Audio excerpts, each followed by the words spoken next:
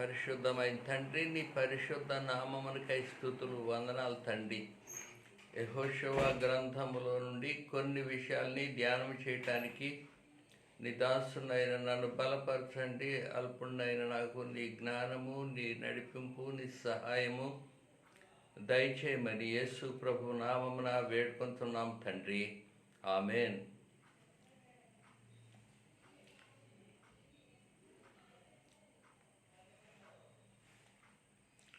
ప్రియులారా, నిన్నటి దినమున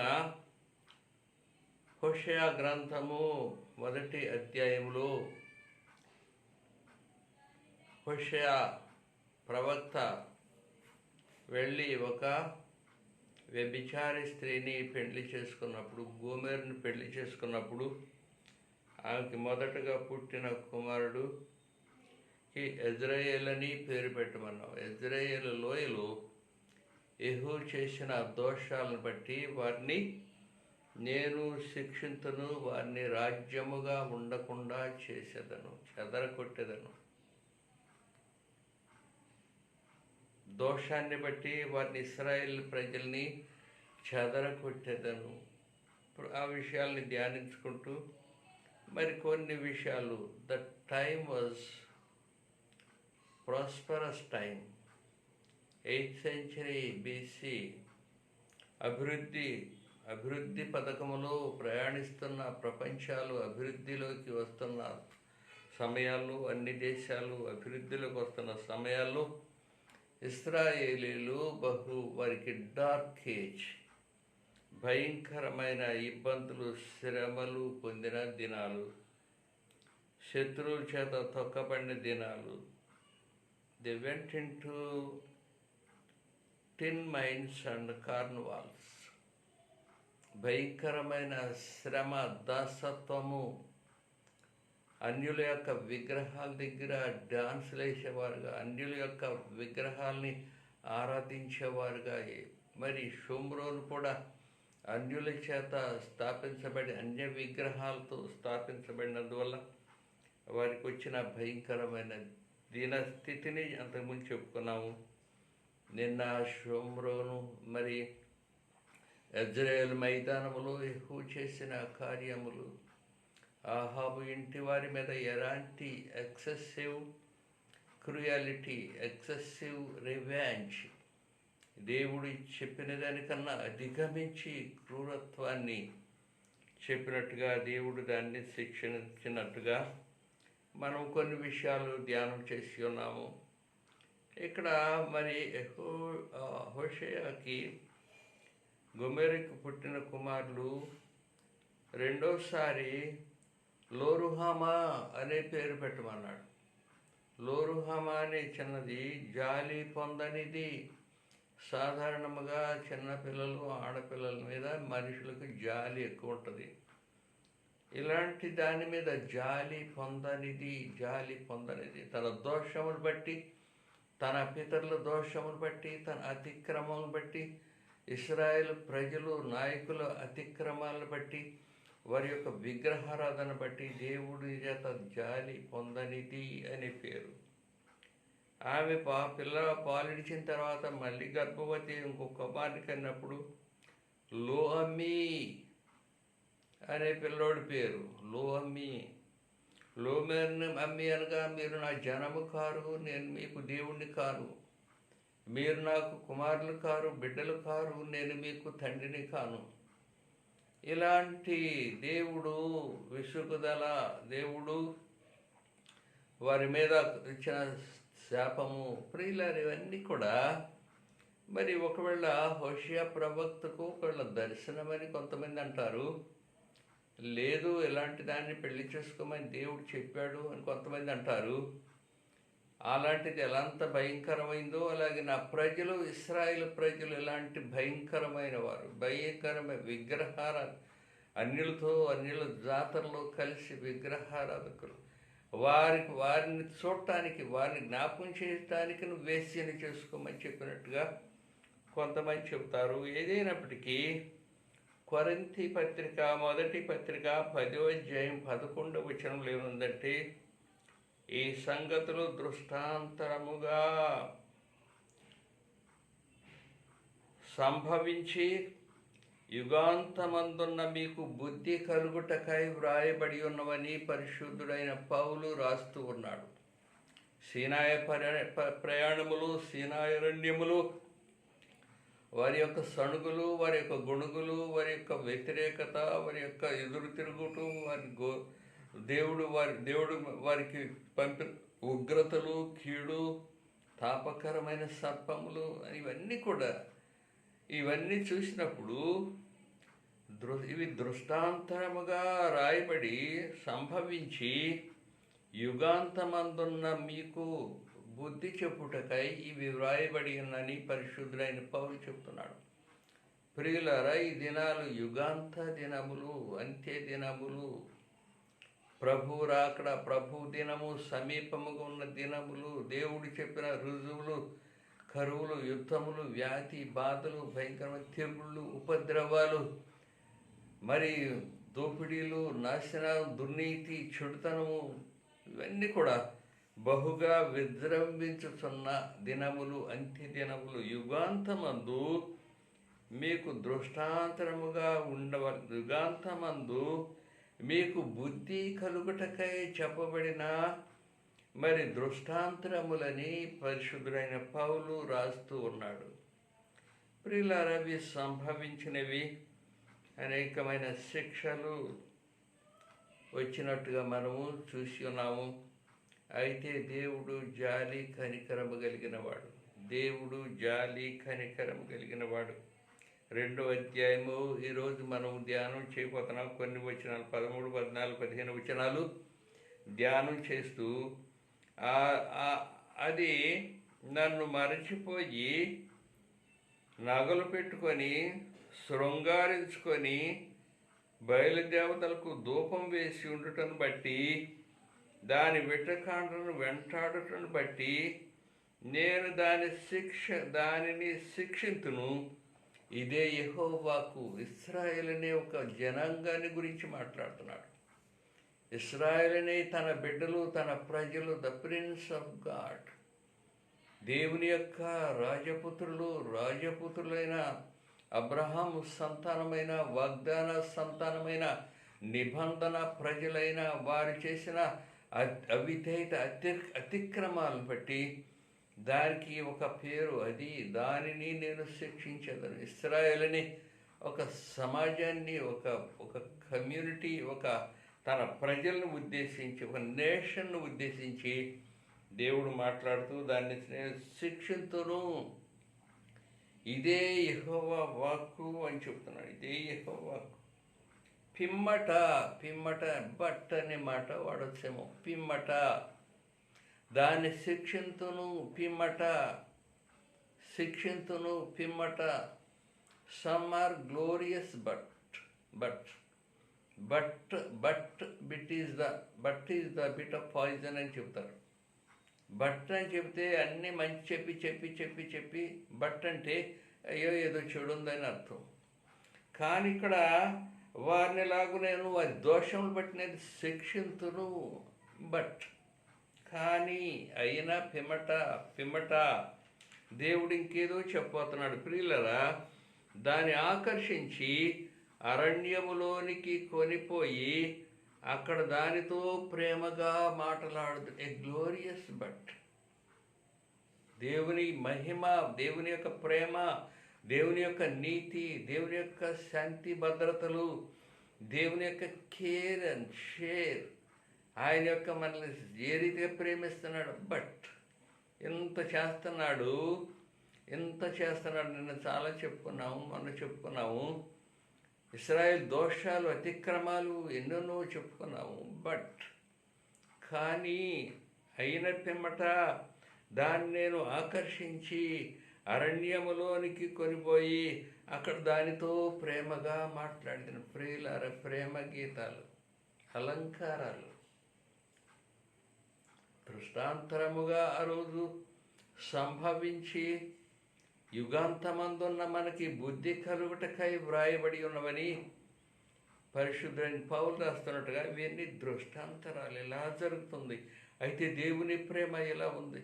ఇలాంటి వేశ్య లాంటి, చెడుదాని లాంటి ఇలాంటి వేశ్యని నేను ఎలా ప్రేమిస్తున్నాను, బట్ దాన్ని అరణ్యంలోకి తీసుకెళ్ళి అక్కడ నేను దాన్ని ప్రేమిస్తాను.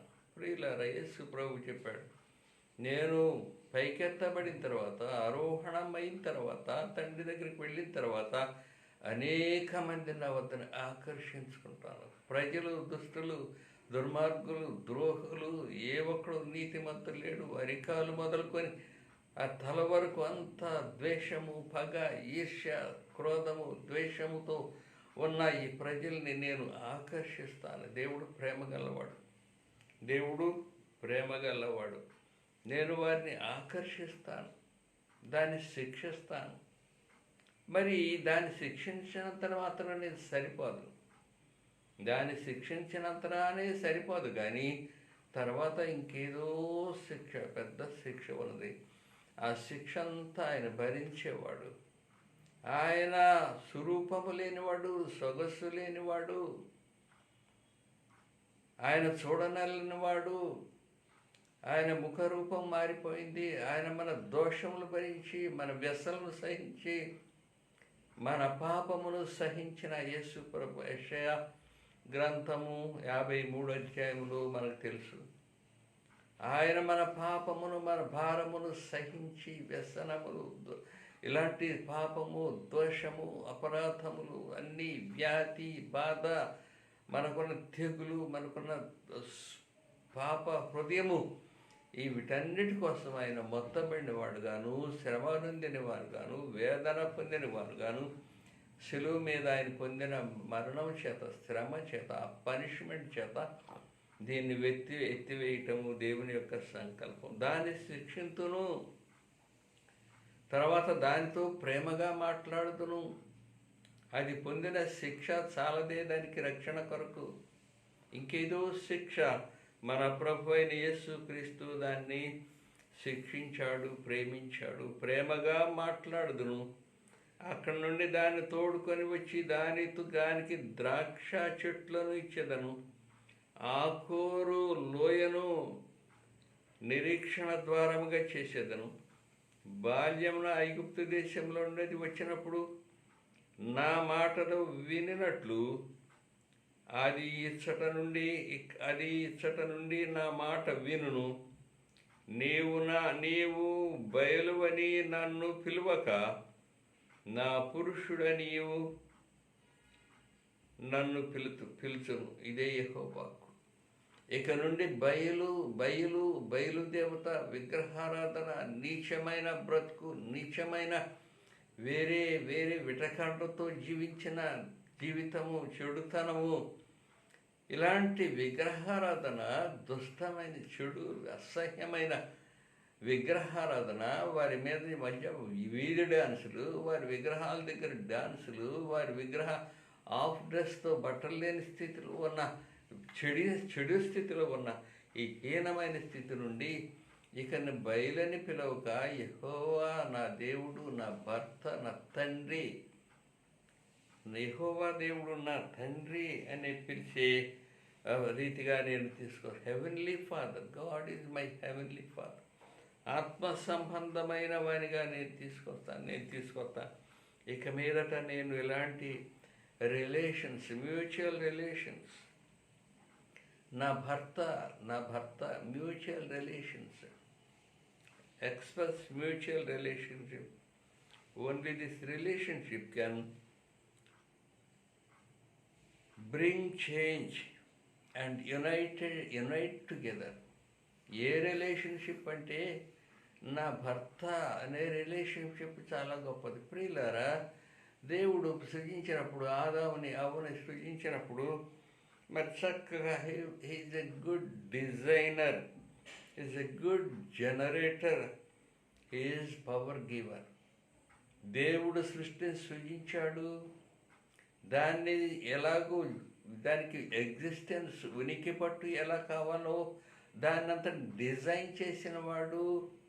దాన్ని డిజైన్ చేసి మరి అది మూవ్ అవుతుంటే ఎగ్జిస్టెన్స్లోకి తెచ్చి జనరేట్ ఇచ్చే పవర్ గివర్. దేవుడు మనిషిని సృజించాడు, అతనికి ఎగ్జిస్టెన్స్ ఇచ్చాడు, శక్తివంతుడిగా చేశాడు దేవుడు. ఇలాంటి దేవుడు is the heavenly father.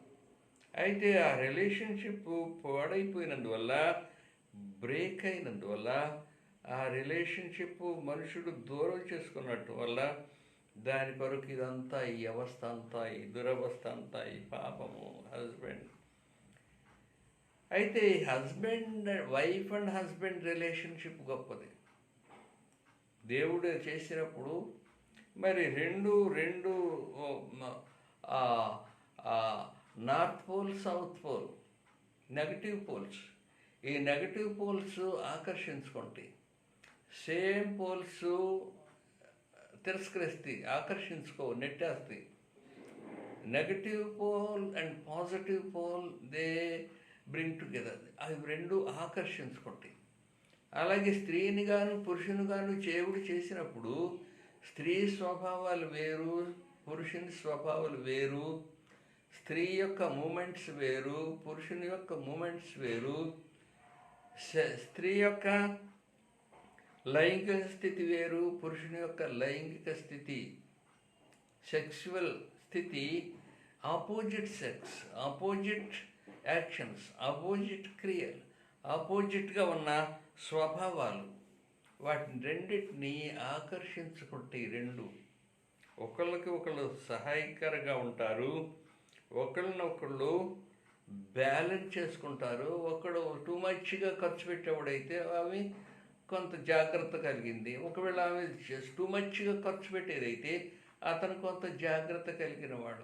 Two మచ్గా మాట్లాడేవాడైతే అతను కొంత నెమ్మదిగా మాట్లాడు. ఆమె టూ మచ్గా మరి ఈ ఎమోషనల్ ఉద్రేక భావాలతో ఉన్నదైతే ఇతను కొద్దిగా నెమ్మదిపరుడు. ఇలాంటి కొన్ని ఆపోజిట్ స్వభావాలు, గుణలక్షణాలు, మూమెంట్స్ పెట్టి వారిద్దరిని బ్యాలెన్స్ చేయటానికి, వారిద్దరిని కాపాడటానికి, ఒక తాటి మీద నడవటానికి అని మరి షేరింగ్ ఇన్ డిఫరెంట్ వేస్, ఒకరికి ఒకరు సహాయకరంగా ఉండటానికి, ఒకరినొకరు ప్రేమించడానికి, ఇద్దరు కలిసి ఏదో సాధించటానికి, ఇద్దరు కలిసి ఒక కుటుంబాన్ని కట్టుకోవటానికి చక్కగా God plan is a good planner. అందుకని ఆపోజిట్ స్వభావాల్ని ఒకటి చేశాడు, ఆపోజిట్ సెక్స్ని ఒకటి చేశాడు, ఆపోజిట్ మూమెంట్స్ని ఒకటి చేశాడు, ఆపోజిట్ యొక్క యాక్షన్స్, తలంపులు, స్వభావాల్ని ఒక్కటే చేస్తే అది రెండు అంటుకట్టబడటంలో మంచి రిజల్ట్స్, మంచి ఫ్రూట్స్ వస్తాయని దేవుడు చక్కని good planner, designer and generator and giving power to wife and husband, and he is unite together only in God's plan, only in this relationship with God, mutual relationship. దేవునికి మనుషునికి ఉన్న సంబంధం, మనుషులతో దేవునితో ఉన్న సంబంధం. అందుకని ఈ మ్యూచువల్ రిలేషన్షిప్లో they are united together, uniting family, uniting చేస్తున్నారు. ప్రియులారా, ఇది దేవునికి సంబంధించి ఉండాలి. దేవునికి సంబంధించి మరి దేవుడు ప్రేమించి దేవుని యందు భయభక్తులతో ఉన్నప్పుడు ఇలాంటివి జరుగుతున్నాయి. దేవుని యందు భయభక్తులు లేకుండా విచ్చలివిడితనము, దుర్మార్గము, దేవుని ఎరుగనితనము, దేవుని నుండి పర్వర్టెడ్ పీపుల్, దేవుని నుండి దారి తప్పి మార్గము తప్పిన దుస్తత్వం, చెడుతనం ఉన్న కాడ ఈ ఫ్యామిలీ రిలేషన్షిప్ పాడైపోతుంది. ఎప్పుడూ గొడవలు, దెబ్బలాట్లు, కలహము, పోరు ఇలాంటివన్నీ సంభవిస్తాయి. ప్రియులారా, కొంతమంది non Christians, even non Christians, Yesu ప్రభువుని ఎరగని ప్రజలు కూడా కొంతమంది చాలా బాగుంటున్నారు. ఎందుకు తెలుసా? వారు భగవంతుడు ఉన్నాడు అని నమ్ముతున్నారు.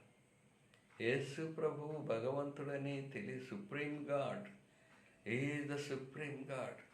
మన కోసం ప్రాణం పెట్టిన మన రక్షకుడు, మన భారం, మన పాపం అంతా వహించి సహించిన మన దేవుడు అన్న సంగతులు సరిగా తెలియకపోయినా కొద్దిగా తెలుసుకొని మనసు ఆయన మీద ఉంటూ ఉండగానే ఇంకా అనేకమైన వాటిని విధానాలు ఆచార విధానాలన్నీ కూడా మనసులో పెట్టుకుంటూ వారి యొక్క ఫ్యామిలీ బ్యాక్గ్రౌండ్, వారి యొక్క అలవాట్లు కూడా కలిగి ఉంటూ వారు భగవంతుడు ఉన్నాడు, భగవంతుడు చూస్తున్నాడు, భగవంతుడు ఉన్నాడు అనే ఒక దైవ భీతి కలిగి ఉంటూ ఉన్నారు. భగవంతుడు ఉన్నాడు, దేవుని మీద ఆయన పేరు తెలియపోయినా, ఆయన క్రియలు తెలియపోయినా ఈజ్ అన్ అన్నోన్ గాడ్.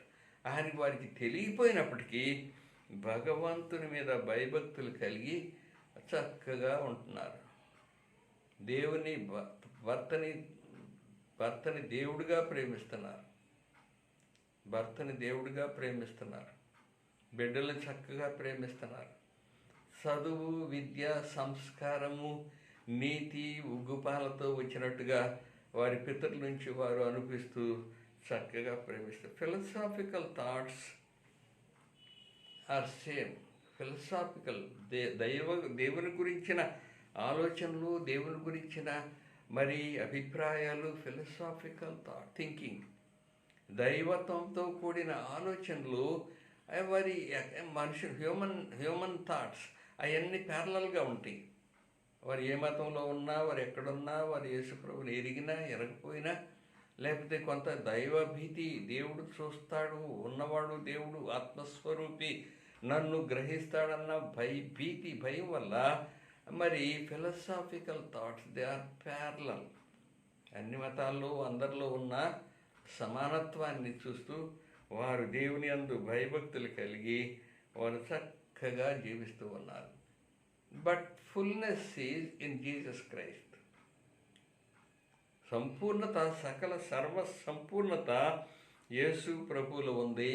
అందుకని యేసు ప్రభువుతో ఉన్న ఏ రిలేషన్షిప్, ఆయన నేను మిమ్మల్ని సహోదరులు అని పిలుస్తున్నాను, బానిసలని పిలవనని చెప్తున్నాడు. ఆయన భర్త కాదు, అలంకారాలు. మరి ప్రకటన గ్రంథంలో 21వ అధ్యాయంలో మరియు నేను నూతనమైన యెరూషలేమును అను ఆ పరిశుద్ధ పట్టణము భర్త కొరకు అలంకరింపబడిన పెండ్లి కుమార్తె వలె సిద్ధపడి పరలోకం నుండి దేవుని యొద్ద నుండి దిగి వచ్చుట నేను చూచితిని అని రాస్తున్నాడు. పరలోకము నుండి ఒక నూతనమైన యెరూషలేము పెండ్లి కుమార్తె వలె అలంకరింపబడి భూమి మీదకి దిగి వస్తుంది. ప్రియులారా, మరి గొర్రె పిల్ల యొక్క వివాహోత్సవం అని రాసిపడింది. మన కొరకు సిలువేయబడి, మన కొరకు శ్రమ పొంది, మన పాపాన్ని భరించి, మన వ్యసనాలు సహించిన మన ప్రభు అయిన యేసుక్రీస్తున్నాడే, ఆయనతో ఈ సంఘము, ఈ ప్రజలు, ఈ సమాజము అంటుకట్టబడటం, దాన్ని అలంకారముగా పెండ్లి కుమార్తె, ప్రజలు, సంఘము పెండ్లి కుమార్తె అని, ఆయన పెండ్లి కుమారుడు, బ్రైడ్ అని, bride groom, he is the bride groom and the people, the church in this earth is bride గ్రూమ్కున్న రిలేషన్స్, ఒప్పందాలు, కావనెంట్, నిబంధనలు, ఒకరితో ఒకరు చేసుకున్న నిబంధనలు, ఇట్స్ ఎ ఫ్యామిలీ రిలేషన్షిప్. ఇలాంటి నిబంధనలు చక్కనివి, స్థిరమైనవి, వాటిని అలంకారములుగా చెబుతూ ఉన్నాడు పరిశుద్ధుడు యోహాను రాస్తూ. యోహాను సువార్త 3వ అధ్యాయంలో 29వ వచనంలో Jesus Christ is the bride groom. బాప్తిస్మిచ్చే యోహాన్ అంటాడు, పెండ్లి కుమార్తె గలవాడు పెండ్లి కుమారుడు. నిలబడి నేను చూసి ఆనందించేవాడిని. ఆయన పెండ్లి కుమార్తె, సంఘము కలిగిన వాడు యేసు ప్రభు. సంఘము కొరకు ప్రాణం పెట్టినవాడు, సంఘాన్ని ప్రేమిస్తున్నాడు, సంఘానికి సహోదరుడు. Is an eldest son of God. We are adapted children of God. ఆయన ప్రథమ కుమారుడుగా తండ్రి నుండి కలిగినవాడు. ఆయన ద్వారా మనము ఆయన ఇంట్లోకి చేర్చబడిన ఆయన పిల్లలము. ఇలాంటివన్నీ అలంకారాలు, రిలేషన్స్.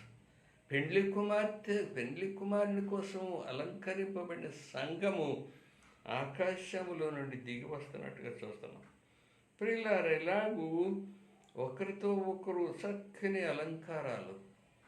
మిగతా వారు యేసు ప్రభువుని సరిగా ఎరగని వారు, డిఫరెంట్ వేస్లో దేవుని ఒకవేళ నీతిని అలవర్చుకుంటూ నీతి సమాధానాన్ని కోరుకుంటూ భర్తను ఒక దేవుళ్ళలాగా చూసుకుంటూ ఆ ఫ్యామిలీ భార్యని ప్రేమిస్తూ పిల్లల్ని ప్రేమిస్తూ పిల్లల్ని పెంచుతూ వంశ గౌరవాన్ని మరి ఆ పితరుల గౌరవాల్ని ఆ పారంపర్యాలని కొన్ని అవి తెలియపోయినా కొన్ని చేస్తూ వారి కుటుంబాలని చక్కగా గడుపుకుంటున్నారే. ఇలాగూ యేసు ప్రభులో సర్వసంపూర్ణత ఆయనలో గుప్తమై ఉన్నది. వారు తెలియక చేస్తున్నారు. ఒకానొకప్పుడు ఇవన్నీ కూడా తేటగా వ్యక్తమవుతాయి. ఒకానొకప్పుడు ప్రతి ఒక్కరూ యేసు ప్రభుని నా రక్షకుని ఆయన ప్రేమిస్తారు.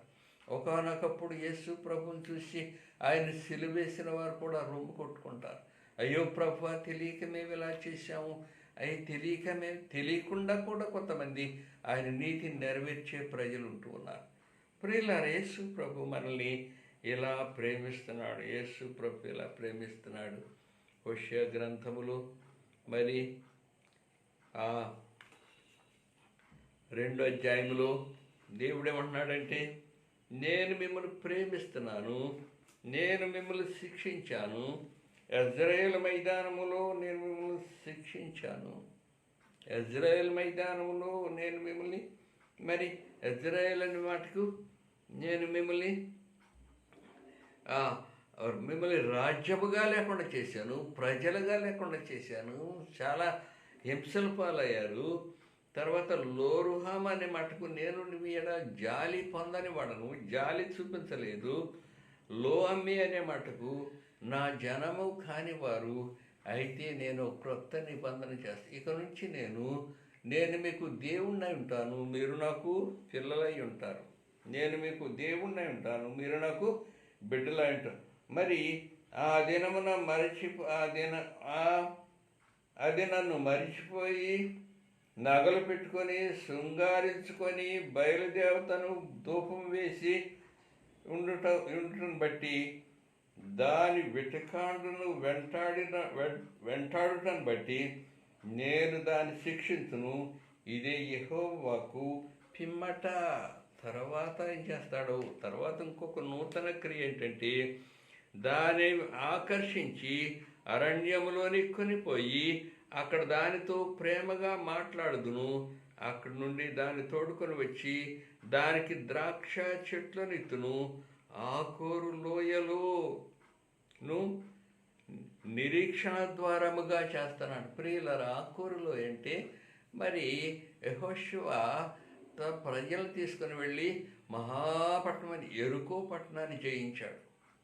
ఆ ఎరుకో పట్టణానికి దగ్గరగా మరి ఆ ఎరుకో పట్టణం దగ్గరగా ఈ ఊరు ఉంది, హాయి పట్టణం ఉంది. అది చాలా చిన్న పట్టణం. ఈ చిన్న పట్టణం జయించడానికి ప్లాన్ చేస్తుంటే అన్నారు, అదే చిన్న పట్టణం 2-3 వేల మంది వెళ్తే సరిపోద్ది కదా అన్నారు. 3,000 మందిని పంపించాడు యెహోషువ. 3,000 మందిని పంపిస్తే వారి దగ్గర తట్టుకోలేక పారిపోయారు. 36 మంది ఇశ్రాయేలు చచ్చిపోయారు. చిన్న పట్టణం, అంత మహాపట్నమైన మరి ఎరుకో పట్టణాన్ని జయించిన వారే, ఎరుకో గోడలు కూల్చిన వారే, అంత మహావీరులు శక్తివంతులు చిన్న పట్టణం హాయి పట్టణం మీద ఓడిపోయి పారిపోయి ఇచ్చారు. 36 మంది చచ్చిపోయారు. ప్రజలు బట్టలు చింపుకొని బూడిద పోసుకొని ఏడుస్తూ, ఏంటి ప్రభు అంటే అక్కడ దోషం జరిగింది. ఏంటంటే వాడు హామారు, వాడి పేరేంటి, ఆకాన్ అనేవాడు షీనారు పై వస్త్రాన్ని ఒకటి 200 తులములు వెండి 50 తులములు బంగారు కమ్మి తీసుకొచ్చి లోన్ దాచిపెట్టుకున్నాడు. దాన్ని బట్టి శిక్షించాడు. ప్రియులారా, శిక్షించాడు. తర్వాత అతన్ని వచ్చి ఆకోరు లోయలో రాళ్ళబెట్టి కొట్టి తన బిడ్డల్ని కుటుంబాన్ని రాళ్ళబెట్టి కొట్టి చంపి అక్కడ రాళ్ళ గుట్ట పోగేసినందువల్ల దానికి ఆకోరు లోయ అనే పేరు వచ్చింది. ఆకోరు శ్రమలోయ, ఆకోరు లోయ, శ్రమలోయ, మరణపు లోయ. నేను ఆ లోయను నేనేం చేస్తానంటే నిరీక్షణ ద్వారంగా చేస్తాను. ప్రియులారా, మీ శ్రమలన్నీ తొలగిస్తాను, మీ అవిధేయతను తొలగిస్తాను, మీ దుఃఖాన్ని తొలగిస్తాను, మీ కష్టాలని విడుదల చేస్తాను. ఆఖరు లోయ, శ్రమ లోయను నిరీక్షణ ద్వారంగా చేస్తాను. శ్రమ లోయను నిరీక్షణ ద్వారంగా చేస్తాను. ఇదే యెహోవా. పరిశుద్ధ తండ్రిని, పరిశుద్ధ నామముకే స్తుతులు. కనికరించి కృప చూపించండి, నీతిని సమాధానం దయచేయమని యేసు ప్రభు నామమును వేడుకొనుతున్నాం తండ్రి. ఆమెన్. తండ్రి, కుమారుడు, పరిశుద్ధాత్మనే సర్వశక్తి కలిగిన ప్రభు అయిన యేసు క్రీస్తు మనకి తోడై ఉండునుగాక. ఆమెన్.